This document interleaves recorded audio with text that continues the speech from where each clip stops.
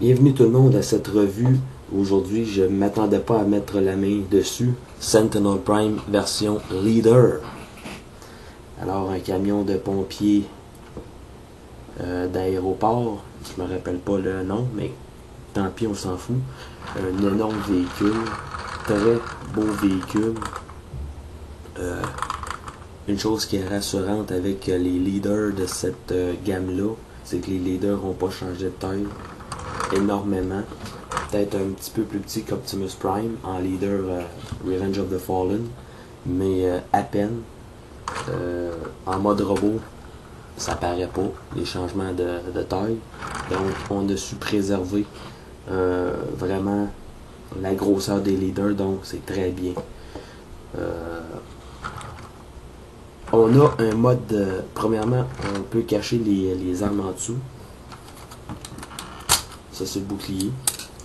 Et en dessous, on voit que, bon, il y a un gros creux. On voit du cable de robot. Donc, c'est pas parfait sur ce côté-là. Et à l'intérieur, ici, bien, ça, c'est la tête. Donc, un autre rangement pour les armes. Pour l'autre arme, c'est ici. On lève le panneau sur le dessus et on a l'épée ici. Épée qui tient très solidement en passant. On a un mode d'attaque avec ce robot-là. Il suffit de rabattre les panneaux sur le côté. Et vous voyez que le tout est très solide. Les clips sont très solides. Voilà. Ensuite, on relève ces deux panneaux ici. On sort les armes. On rabaisse le panneau. Et on a un clip ici et une pin là. Ce qu'on a à faire, c'est de les mettre en place. On ressort l'autre canon sur le côté. On abaisse ceci. On abaisse là. On relève ça. On déplie l'arme. Et on a des encoches ici qui vont s'insérer ici. Donc, on fait ça comme ça. Et on voit que on a des pins ici et des trous sur le dessus. Donc, on les enligne. Et sur le dessus ici, on a un bouton. Alors,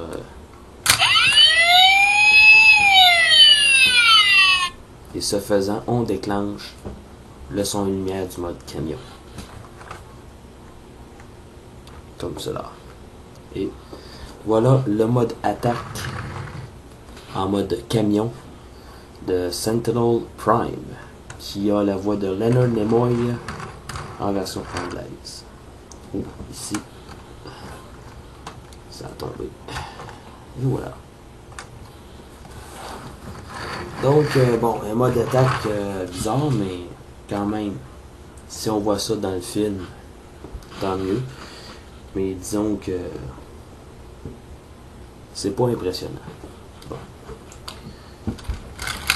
On va détacher le tout pour le mode robot.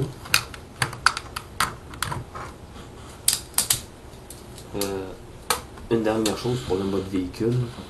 Le roulement des roues est excellent. Ça accroche pas. Et si on trouve le bon alignement, les 6 roues devraient être bien à plat sur la table. Donc, peut-être les jantes auraient pu être colorées encore une fois. Mais bon. Ici, on a Fire Rescue et sur le dessus, ici, on a 316. Bon, courage, parce que transformer ce robot-ci, ou plutôt ce véhicule-ci, en robot, c'est une tâche qui est, somme toute, assez ardue. Parce que la transformation est très laborieuse. Avec les Dark of the Moon, on a 3 niveaux de transformation, 1, 2 et 3. Les leaders sont de classe 3. Donc, dans ma tête, bon, classe 3 devrait pas être si difficile que ça.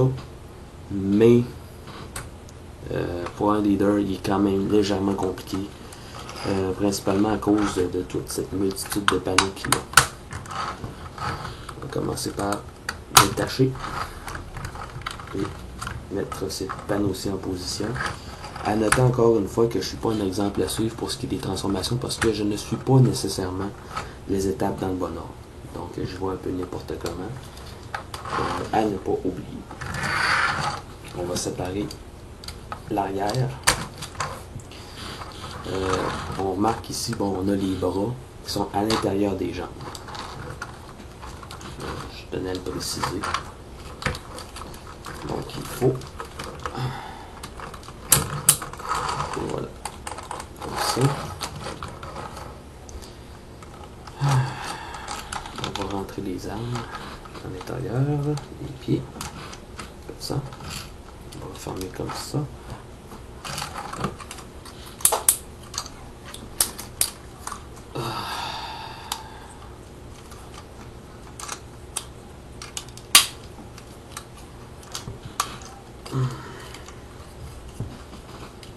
Le tout se clip quand même assez bien. Merci. Comme cela. Et ensuite, comme ça, on a le premier pied de près. Et j'ai oublié une étape. Une petite étape. C'est cette roue-ci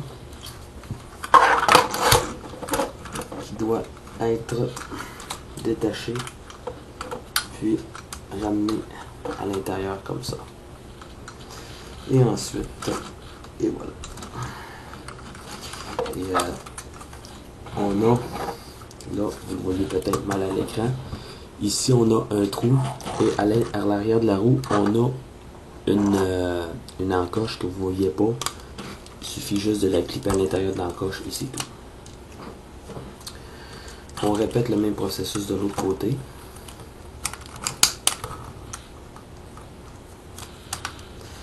Et on disait qu'on était censé avoir un bruit de transformation. Quand je l'ai transformé de robot à camion tout à l'heure, j'ai pas entendu un tel son de transformation. Avis à ceux qui pourraient être déçus. Bon, attendez un petit peu là.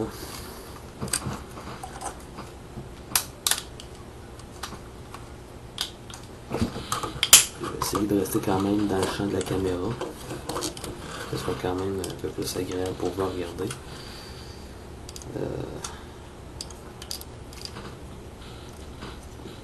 Comme ça. C'est juste que il faut trouver le bon alignement pour être sûr que tout fit à sa place. Mais un coup que ça c'est fait, il n'y a plus aucun problème. Le tout tient très bien. Et le Sentinel, déjà là, vous voyez qu'il est quand même assez garant, juste à cause de ses jambes. Et maintenant, ces panneaux-ci, on va les laisser comme ça. On va déclipper les bras. Et ensuite, on va démonter l'avant du camion.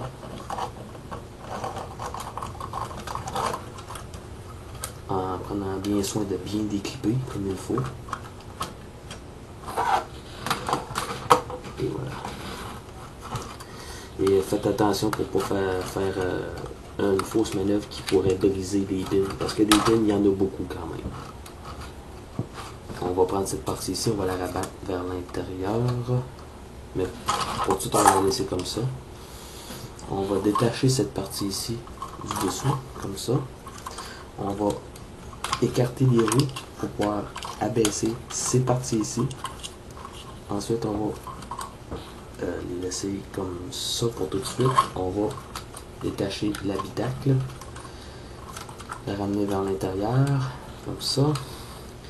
On va ramener la tête ainsi. On va séparer les bras et les ramener vers l'avant.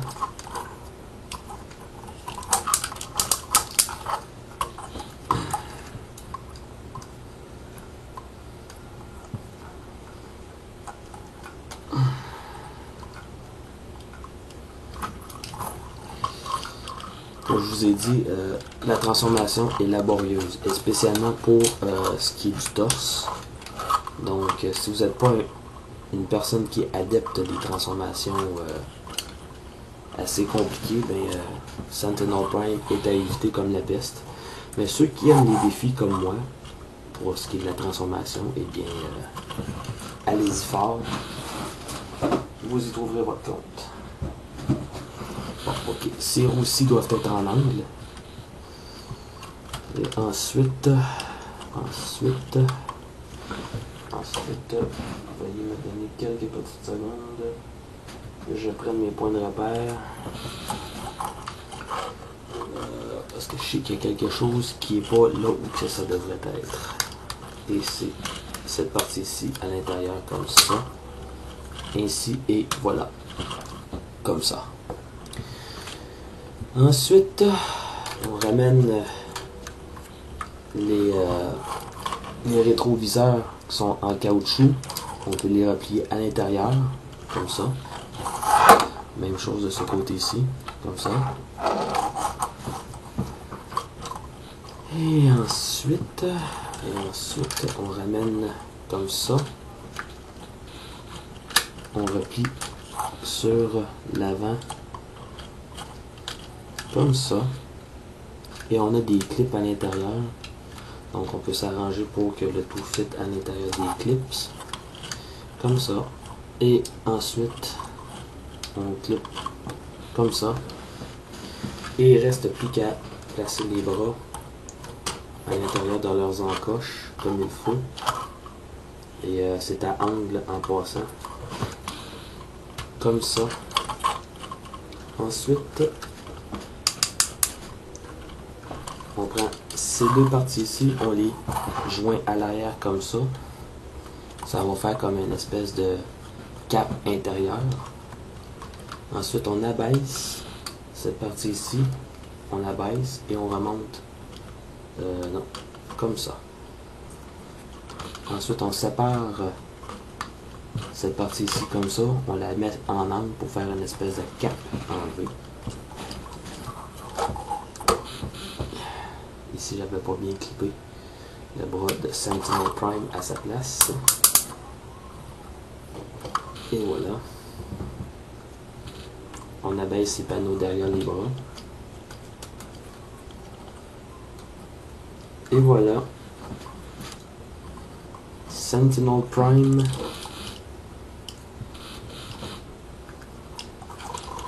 en mode robot. Il y a juste un petit problème avec cette figurine-ci. C'est que si on n'a pas le bon centre de gravité pour les jambes, le personnage peut être légèrement back heavy et peut facilement basculer sur le dos.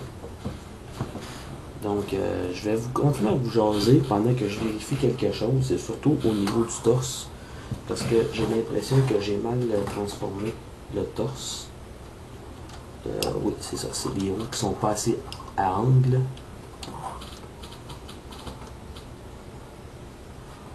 Et je pense que j'ai un petit peu manqué. Ouais, c'est ça, ici.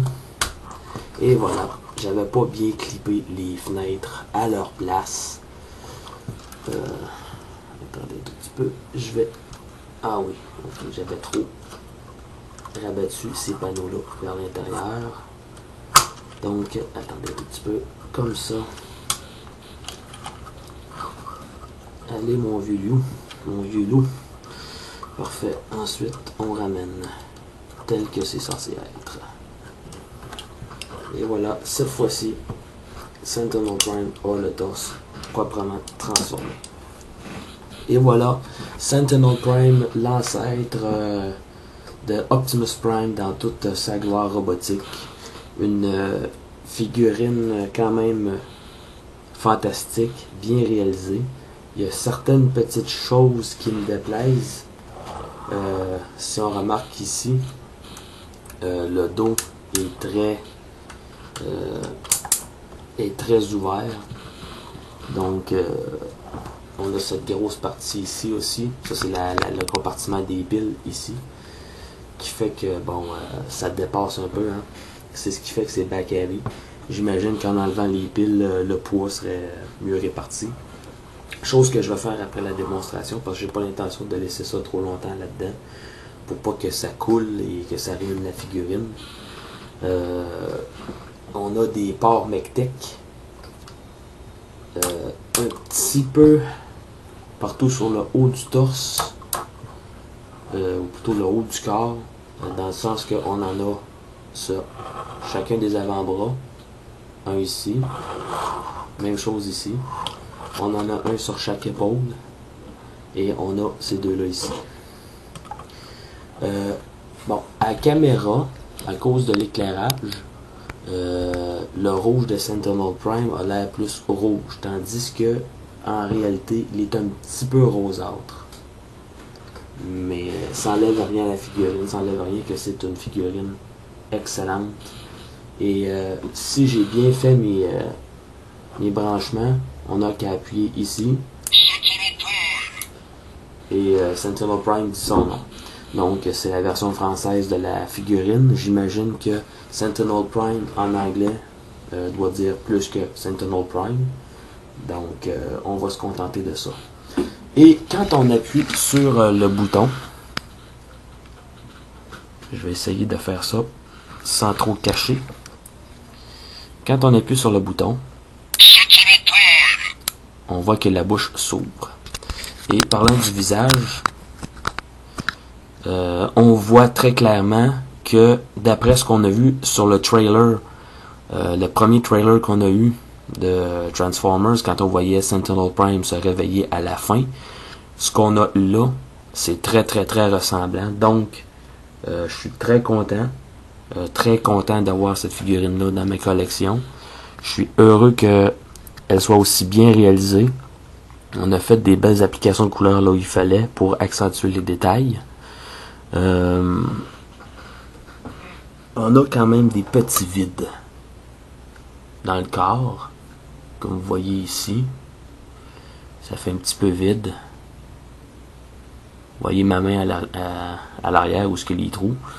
Mais bon, on peut pas trop se plaindre parce que c'est un nouveau robot. C'est difficile à faire des nouveaux robots, c'est difficile à réaliser. Donc, chapeau à ceux qui ont conçu cette figurine-là. Belle réalisation. Les pneus sont très détaillés. On a aussi des détails un peu partout sur la figurine. On voit l'arrière des jambes. Les pieds, on voit les fusils ici. Comme ça. Le dos des mains. Il y a des gravures sur le dos des mains. L'avant des jambes. Les genoux. Donc vraiment là, on a vraiment pas lésiné sur les détails. Et quand on appuie sur ce bouton-ci, ça déclenche les bruits de sirène. C'est ce que ça fait. Donc, on va refaire un petit focus pour avoir une image claire. Pour ce qui est des points d'articulation, on a la tête qui tourne de gauche à droite, mais limitée. On ne peut pas la lever ni la baisser. Les bras tournent à 360 degrés sur des joints ratchet, des ratchet joints. On a aussi un joint ici pour éloigner le bras. Au-dessus du coude, on peut tourner le bras à 360 degrés. Le coude se plie sur click joint. Le poignet tourne à 360 degrés. Et les mains s'ouvrent. Et les doigts sont tous collés un contre l'autre par contre. Le pouce est non mobile. Même chose pour l'autre main. Aucune articulation au niveau de la taille. Articulation pour les jambes d'avant en arrière et vers l'extérieur sur ratchet joint. Au-dessus du genou, une articulation pour une rotation à 360 degrés. Le genou sur click joint. Et les pieds sont on peut les bouger comme ça et comme ça. Donc beaucoup d'articulation, beaucoup de possibilités de pose. Donc c'est vraiment une excellente figurine à avoir dans sa collection. Et pour terminer, on va mettre ses armes dans ses mains. Comme ça. Pour son épée. Double. Très bonne, très belle en passant. Et le fameux bouclier.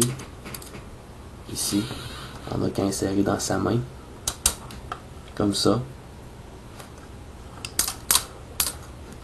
On peut resserrer la prise aussi pour être sûr que le tout soit solide. Et en appuyant sur le gros bouton. Et voilà. Sentinel Prime est paré à l'action. Et si on veut une comparaison des tailles avec... Attendez un petit peu. Petit ennui technique. Ici. Je vais la remettre debout comme il faut. Et voilà. Comme ça. Allez, allez, tiens debout, sentinelle. Ne me laisse pas tomber, je t'ai fait une bonne critique. Et si vous voulez avoir une comparaison des tailles avec un leader, si je viens à bout de le faire tenir debout comme il faut, le voici debout à côté de Starscream.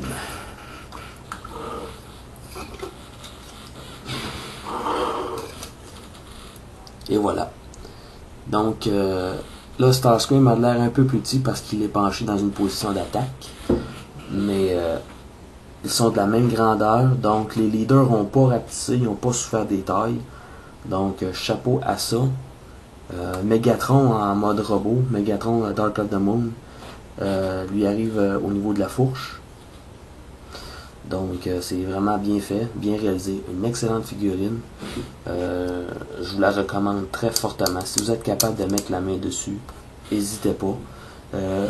Pour ceux qui habitent au Québec et dans la région de Québec, perdez pas votre temps à aller au Walmart, ni de Lévis, ni de Saint-Romuald, parce que vous ne trouverez pas cette figurine-là. Moi, je suis allé à Place Laurier, au Toys R Us de Place Laurier.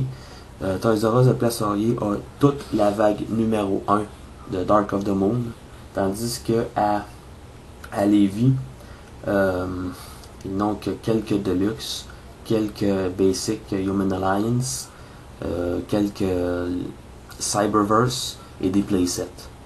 Et aux Zellers de Place Laurier, c'est à peu près la même chose, sauf qu'ils ont des Voyagers. Et les trois Voyagers qu'ils ont, c'est Megatron, Optimus et Ironhide. Et n'ont pas aucun leader. Autre leader qui est disponible au Toys R Us de Place Laurier, c'est Bumblebee. Mais Bumblebee Deluxe, c'est probablement le dernier Bumblebee que je vais acheter de l'univers des films. Donc, je vous souhaite une bonne journée. J'espère que ma revue surprise sur Sentinel Prime vous aura plu. Et je sais que certains de mes amis qui habitent en France se désolent beaucoup de ne pas avoir la chance de mettre la main sur ces robots-ci, en même temps que nous, au Canada et aux États-Unis. Mais je leur dis de ne pas perdre espoir que vous allez les voir quand même. Tôt ou tard, vous allez les avoir. Je suis sûr et certain. En tout cas, je vous le souhaite énormément. Donc, je vous souhaite encore une fois une bonne journée. Et on se quitte avec une dernière petite note. Sur le bouclier ici et sur la lame ici, on a des insignes Cybertroniens. Donc, à la prochaine et à une prochaine revue.